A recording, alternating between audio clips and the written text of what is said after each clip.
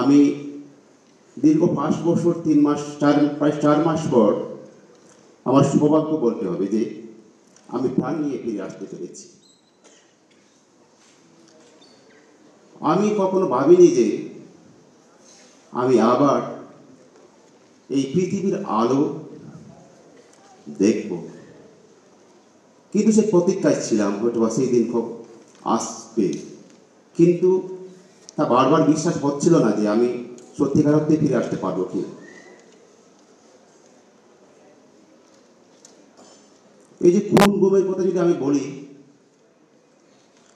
তাহলে আমাদেরকে আমি একটু আমার ব্যক্তিগত কিছু অভিজ্ঞতা আপনাদের কাছে শেয়ার করব।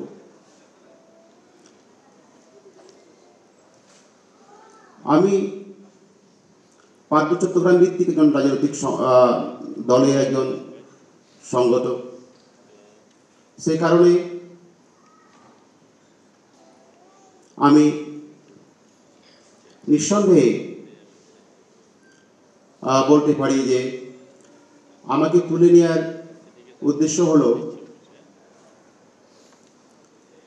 যে আমার রাজনীতি এবং যে পলাতক ফ্যাসিস্ট হাসিনা তার ব্যক্তিগত আক্রোশ, এই দুটো কারণে তারা আমাকে তুলে নিয়ে যায়। কিন্তু পার্বত্য চট্টগ্রামের ইতিহাসের দিকে যদি আমরা তাকাই, এই যে গুম হওয়ার প্রথম ব্যক্তি কিন্তু আমি নয়।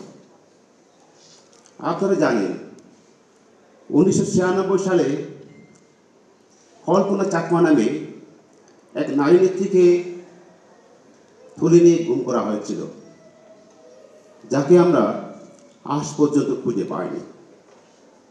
আমরা জানি না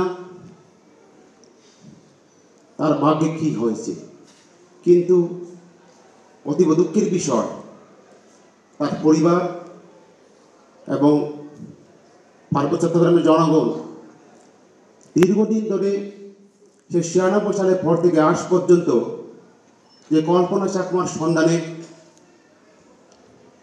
যে সংগ্রাম করে যাচ্ছে, তার সন্ধানে দাবি জানিয়ে আসছে, আজ পর্যন্ত রাষ্ট্র কোনো সরকার কল্পনা চাকমার পরিস দিতে পারেনি। উপরন্ত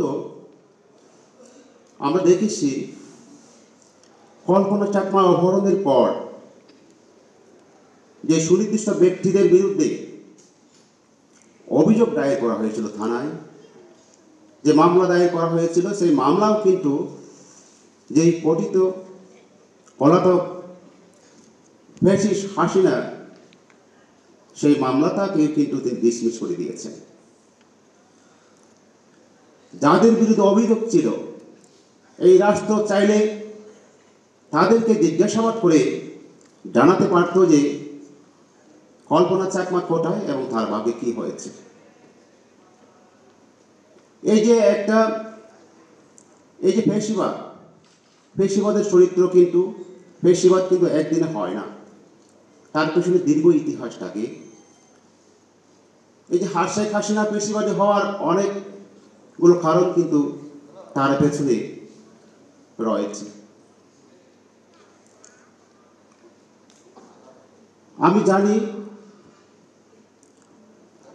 এই 90-এর দশকের দিকে আপনারা হয়তো বা শুনে অবাক হবেন, আপনারা অনেক কিছু জানবেন না হয়তো বা।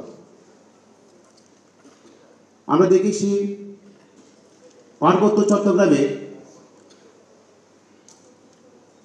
ঠিক আজকে যাকে আয়নাগর বলা হচ্ছে, যে গভীর বন্দিশালার কথা আপনারা শুনছেন, গাছ চড়ে ওঠার মতো, যারা ওখান থেকে কোনো রকম শ্বাস নিয়ে প্রাণ নিয়ে ফিরে আসতে পেরেছেন, তাদের মুখ থেকে, আমাদের মুখ থেকে আপনারা শুনে অনেকে অবাক করছেন। সত্যিকার অর্থে আমাদের দেশে যে এরকম একটা জঘন্য বন্দিশালার অস্তিত্ব কি সত্যি রয়েছে? কিন্তু আমি বলবো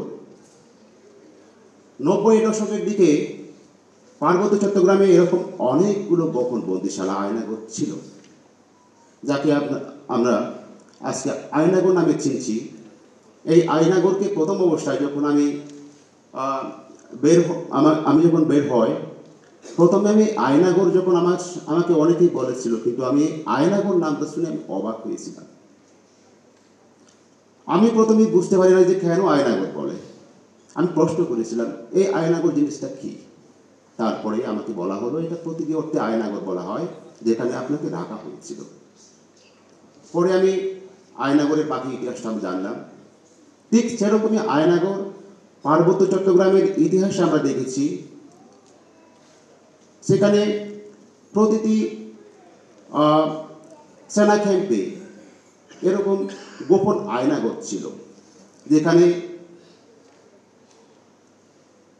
সেই 90 দশকের দিকে লোককে তুলে নিয়ে যতদিন ইচ্ছা ততদিন সেখানে রাখা হতো, এবং খুব অমানবিক অবস্থায় গর্তের ভিতরে, মাটির ভিতরে গর্ত করে সেখানে তাদেরকে বন্দি রাখা হতো। এরকম অভিজ্ঞতা আমার এক চাচার হয়েছিল। উনি প্রায় 1.5 মাস ধরে সেরকমটা বন্দিশালায়, খুব সম্ভবত সময়টা 1984 অথবা 85 সালের দিকে হবে, তিনি এরকম বন্দিশালায় প্রায় 1.5 মাসের মতো কাটিয়েছিলেন। গর্তের ভেতরে তাকে যেই থালা দিয়ে খাবার দেওয়া হতো, সেই থালাতেই তার সব প্রাকৃতিক কাজ সারতে হতো। সে আমাদের জায়গায় খুব নিষ্ঠুর অবস্থায় নির্মমভাবে তাকে রাখা হয়েছিল। তো কীভাবে আপনারা আরও জানবেন, রাঙামাটিতে একটা এখনো হয়তো আছে খানবাড়ি নামে আমরা চিনতাম, খানবাড়ি বলা হয়। সেই খানবাড়িতে পাকিস্তান আমলেও পাকিস্তানি সৈন্যরা সেখানে নিয়ে অত্যাচার নির্যাতন চালাতো। তো এই জন্য তাকে বলা হতো খানবাড়ি। খান সেনারা যেহেতু ওখানে ধরে নিয়ে অত্যাচার চালায়, কোনো কোনো সময় কাউকে মেরেও ফেলত। এই জন্য ওই নির্যাতন চালাটাকে বলা হতো খানবাড়ি। সেই খানবাড়ির অস্তিত্ব এখনো আছে। সেই খানবাড়িতে এই যে 90 দশকের দিকে অনেক লোককে নিয়ে গিয়ে সেখানে বন্দি করে রাখা হতো এবং অত্যাচার চালানো হতো। এখনও হয়তোবা সেই খানবাড়িতে অনেক এখনও তার অস্তিত্ব রয়েছে, এবং সেখানে নিয়ে গিয়ে অনেকে অত্যাচার নিপীড়ন চালানো হচ্ছে। এই যে আমি কল্পনা চাকমার কথা বললাম, যার হদিস এখনো পাওয়া যায়নি। আর তারপরে আমি যেটা বলবো, এই যে হদিস না পাওয়ার বা হদিস না দেওয়ার, যে ঘুম করে তাকে আর কোনো তথ্য না দেওয়ার যে সংস্কৃতি, সেটা কিন্তু অনেক আগের থেকেই শুরু। তো আমরা এই জন্যই বলি যে এই যে আইন কানুন নিয়ম সংবিধান, একটা রাষ্ট্রের মূল ভিত্তি হলো তার সংবিধান। সেই সংবিধান দিয়ে আইন কানুন যাবতীয় প্রণীত হয়। এই সংবিধানে নাগরিক হিসেবে একটা দেশের নাগরিক হিসেবে সব নাগরিককে সেখানে বলা হয় তার সমান অধিকার রয়েছে। কিন্তু যারা সংবিধান রচনা করে, সংবিধান লিখে, কিন্তু আমরা দেখি সেই সংবিধান, সেসব আইন কানুন কেবলমাত্র তাদের বেলায় প্রযোজ্য যারা ক্ষমতায় থাকে, আর যারা ক্ষমতায় বাইরে থাকে তাদের জন্য সেই সব নিয়ম কানুন, সেই সংবিধান প্রযোজ্য নয়। সেটা আমরা বারবার দেখেছি। এই যে বৈষম্য, এটা কিন্তু আমরা মেনে নিই, আমাদের দেশের মানুষ মেনে নেয়। আমরা পার্বত্য চট্টগ্রামের ক্ষেত্রে সেটা আরও প্রখরভাবে আমরা দেখতে পাই। এই যে একটা বৈষম্যের যে শিকার আমরা যে হচ্ছি, সেখানে আপনারা জানেন দীর্ঘদিন ধরে সেখানে সেনা শাসন রয়েছে অঘোষিতভাবে। এই রাষ্ট্র তা স্বীকার করে না। সেখানে কেন, কি কারণে সেনা শাসন থাকবে এবং আছে, তার ব্যাখ্যা কিন্তু আমরা চাই। এই জনগণ, দেশের মানুষকে তো দেওয়া উচিত। সেখানে যদি আমরা সেনা শাসন রাখি, প্রয়োজন হয়, এটা রাষ্ট্রের উচিত তার জনগণকে জানানো।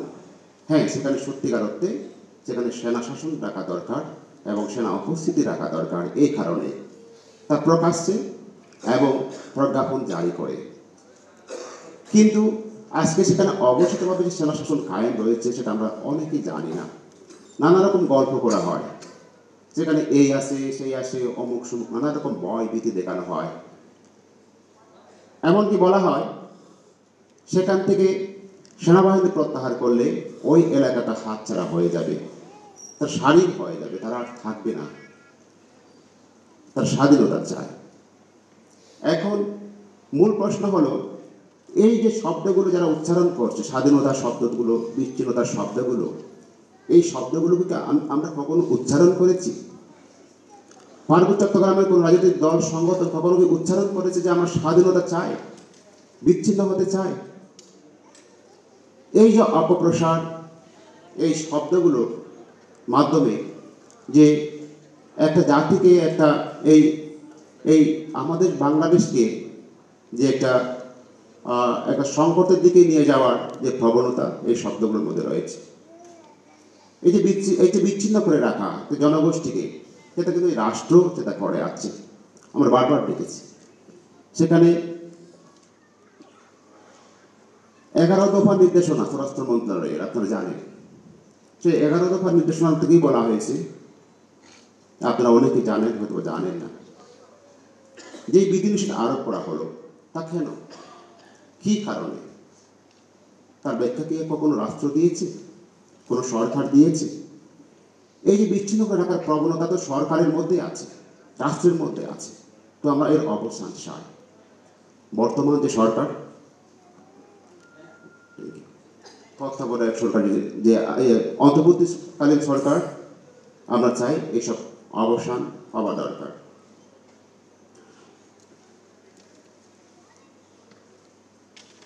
তো যাই হোক,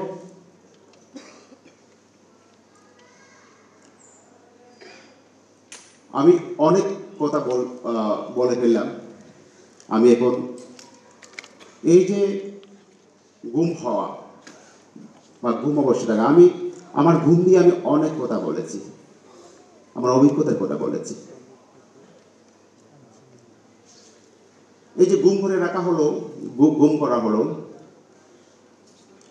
একটা মানুষকে যে অন্যায়ভাবে একটা অমানবিক অবস্থায় রাখা, এই ঘুম শব্দটা কিন্তু বাংলাদেশের মানুষের কাছে আগে পরিচিত ছিল না, আমি যতটুকু জানি। এই পতিত যে ফ্যাসিস্ট শেখ হাসিনা, যিনি পালিয়ে গেছেন, তিনি বাংলাদেশে এই ঘুমটা প্রতিষ্ঠিত করলেন। তার আমলে আমাদের বাংলাদেশে মানুষ ঘুম যে কাকে বলে, ঘুমকে মানুষ জানল। এই যে দীর্ঘ 5 বছর 4 মাস যে আমাকে যেভাবে রাখা হলো, এরকম অভিজ্ঞতা এখানে হাসিনুর ভাই উনি বলে গেলেন যে উনিও ঘুম ছিলেন। আরও অনেকে আমি জেনেছি যে যারা এভাবে ঘুম অবস্থায় ছিলেন। এই যে আমি প্রশ্ন রাখতে চাই, যেখানে গুম করে রাখা হয়, যারা গুম করে তারা খারাপ। এই যে রাষ্ট্রের মধ্যে, একটা দেশের মধ্যে এভাবে গুম করে রাখার মতো সাহস এবং যে যেসব জায়গায় রাখা হয়, তারা কিভাবে এটা পারে? তো আমি যা দেখেছি, এটা কোনো সাধারণ কোনো ব্যাপার ছিল না। যেখানে যেভাবে রাখা হয়, এটা কোনো সাধারণ জায়গা না। যারা রেখেছে তারা খুবই সুসংগঠিত এবং তারা অত্যন্ত সুশৃঙ্খল। এমনভাবে রাখে যেন বাইরে থেকে কেউ না জানে। আমাকে এও বলা হয়েছে যে আপনি যে এখানে আসেন, বাইরে কোনো খাতপক্ষীও জানে না। এই দেয়ালের বাইরে একটা খাতপক্ষীরও জানার সুযোগ নাই যে আপনি এখানে আসছেন। ঠিক তাই তো, আপনারা কল্পনা করে দেখুন, একজন মানুষকে বছরের পর বছর ধরে এভাবে রাখাটা কত অন্যায়, অমানবিক। এই যে এই অমানবিক অন্যায় কাজটা করেছিলেন শেখ হাসিনা। এখন যে সেখানে দীর্ঘদিন যেভাবে রাখলে একজন মানুষকে কি অবস্থা হয়, কিন্তু উপায় তো থাকে না। তো এখন ওখানে আমাকে দীর্ঘদিন যখন রাখে, আমি তো বারবার বলেছি, এখনো বলি যে আমি ওখান থেকে যে ফিরে আসবো এরকম চিন্তা আমি কখনো করিনি। প্রথম অবস্থায় যখন আমাকে নিয়ে গেছে, তখন আমাকে কয়েকবার বলেছে যারা নিয়ে তারা আমাকে ছেড়ে দেবে। এরকম করতে করতে অনেকবার দিন যায়, মাস যায়, পরে বছর যায়, আমি তারপর তাদের উপর বিশ্বাস হারিয়ে ফেলি। শেষ পর্যন্ত আমি সব আশা ছেড়ে দিয়ে আমি ওখানে মারা যাওয়ার একটা প্রস্তুতি নিয়ে ছিলাম। আমার তো কোনো উপায় নাই। প্রথম অবস্থায় অনেক কষ্ট হয়েছিল। আমি ওদের কাছ থেকে বই চেয়েছিলাম পড়ার জন্য, যেহেতু আমার সময় কাটতো না, অনেক কষ্টে দিন কাটতো। আমি একবার বললাম যে আপনারা আমাকে একটু বই দেন, এখানে আপনাদের কোনো পড়ার বই আছে কিনা, লাইব্রেরি আছে কিনা। আমাকে জানানো হলো হ্যাঁ আছে, বই পড়া যাবে। তো আমি বললাম আপনারা কী বই আমাকে দিবেন, কীরকম বই আসে আপনাদের। তো ওনারা বললেন যে আমাদের কাছে শুধু কোরআন হাদিস আছে, আর কোনো বই নাই। তো আমি বললাম হ্যাঁ আপনারা ঠিক আছে, আমি কোরআন হাদিস দিলে আমি কোরআন হাদিস পড়ব। তো প্রথমে কয়েকদিন তারা খোঁজাখুঁজি করার পর আমাকে বই দিতে পারলেন না। ওরা বলে যে এখানে বাংলায় কোনো কোরআন নাই, আছে আছে আপনার ওই যে আরবিতে। আরবি তো আপনি পড়তে পারবেন না, অজু করতে হয়, পাক শাক করতে হয়। আপনি তো এসব, আপনি তো নন মুসলিম, এটা আমাদের গুনাহ হয়ে যাবে, আপনি তো আরবির বই দিন। তো আমি বললাম বাংলা একটা খুঁজে দেন দেখি আমি পড়ি। অনেক খোঁজাখুঁজি করার পর একটা খাঁটি বাংলা অনুবাদের কোরআন আমাকে দিল। আমি কোরআনকে পড়তে পড়তে একটা কোরআন আমি খুব ৬-৭ বার আমি পড়েছি, একদম 30 পারা পড়ে শেষ করে ফেলেছি। কি আছে কি না এক সময় আমি ওনাদেরকে দেখে বলতাম আপনারা আসেন কোরআন নিয়ে কথা বলি, আলোচনা করি। তো তারা পরে আসতেন না আমার কাছে। ওরা আসলে কোরআন কেউ পড়ে নাই, আমি পড়েছি। তারপর কোরআন পড়ার পর যখন আমার শেষ হয় আমি বললাম আরও বই দেন আমাকে। তারা আমাকে পরে আর হাদিস দিল, বুখারি মুসলিম হাদিস দিল। আমি বুখারি মুসলিম হাদিসগুলো সব পড়ে ফেললাম। এভাবে তাফসীর পড়লাম, কোরআন হাদিস পড়া শেষে গেল বেশ কয়েকটা মাস। আমি যখন পড়ায় মন দিতাম তখন আমি সব কিছু ভুলে থাকতে পারতাম। আর এই কষ্ট যতটুকু ভুলে থাকা যায়, আমি ওখানে অনেক রকমের সাইকোলজিক্যাল অ্যানালাইসিস আমি করেছি যে মানুষ কীভাবে খুব কষ্টের মধ্যেও ভালো থাকা যায়। তো এখন এক সময় তারা এভাবে যাই হোক, আমি সময় অনেক নাই, আমি এই জন্য শেষ করতে হচ্ছে আমাকে। তো এই যে বিষয়গুলো আমি করছি যে আরও, এটা ছিল একটা খুব সহজ দিনগুলোর কথা আমি আপনাদেরকে বললাম, যেখানে এমন কঠিন দিন গেছে তা আপনারা হয়তো জানেন না। এই পৃথিবীর খবর যেমন আমি জানি না, আর আমার খবরও কেউ জানতো না। আপনাদের সর্বশেষ যে কথা বলবো, আমি আর ফিরে না আসবো ভেবে, আমি মারা গেছি এটা ভেবে আমার পরিবার আমার শেষকৃত্য করে দিয়েছিল। আমি আর ফিরে আসবো না।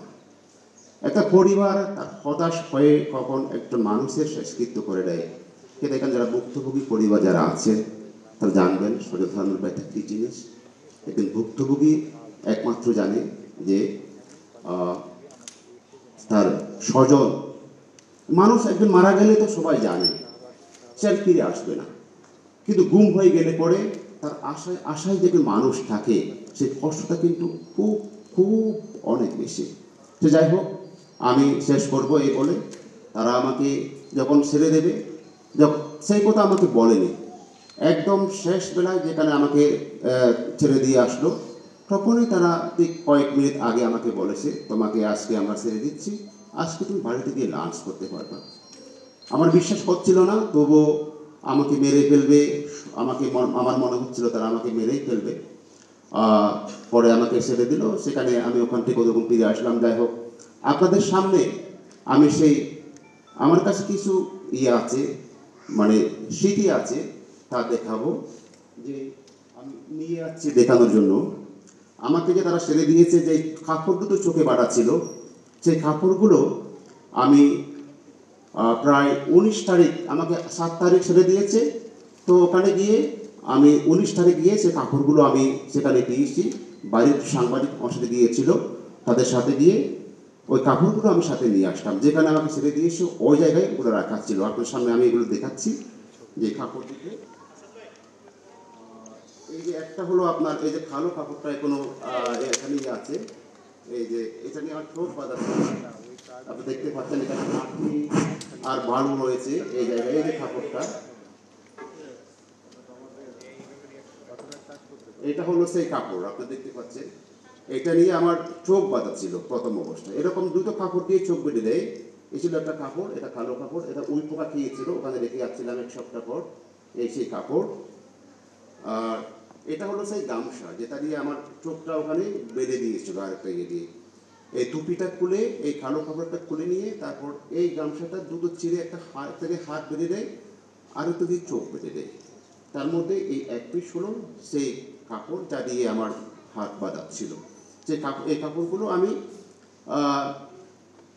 19 আগস্টের 19 তারিখ আমি ওখানে গিয়ে কয়েকজন আমার সাথে বাইরের সাংবাদিক গিয়েছিলেন, একসাথে গিয়ে যেখানে রেখে আসছিলাম সে অবস্থায় ওখানে আমি এই কাপড়গুলো ওই জায়গায় পেয়েছিলাম। তো যাই হোক, আমি আর বিস্তারিত আর কিছু বলছি না। আমি আশা করি যে এই সরকার, বর্তমান অন্তর্বর্তীকালীন সরকার, এই ঘুম নিয়ে প্রয়োজনীয় ব্যবস্থা নেবে। এবং আমি এও একটু উদ্বেগের সাথে বলতে চাই, আমি জানি না আসলে এই যারা ভুক্তভোগী তারা আসলে সঠিক বিচার, বিচার পাবে কিনা।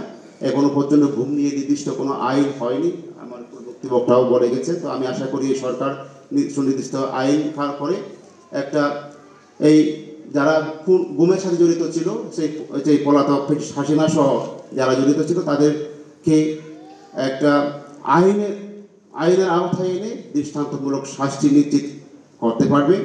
এবং সেই আশাবাদ ব্যক্ত রেখে আমার আজকের এই বক্তব্য এখানে শেষ করছি।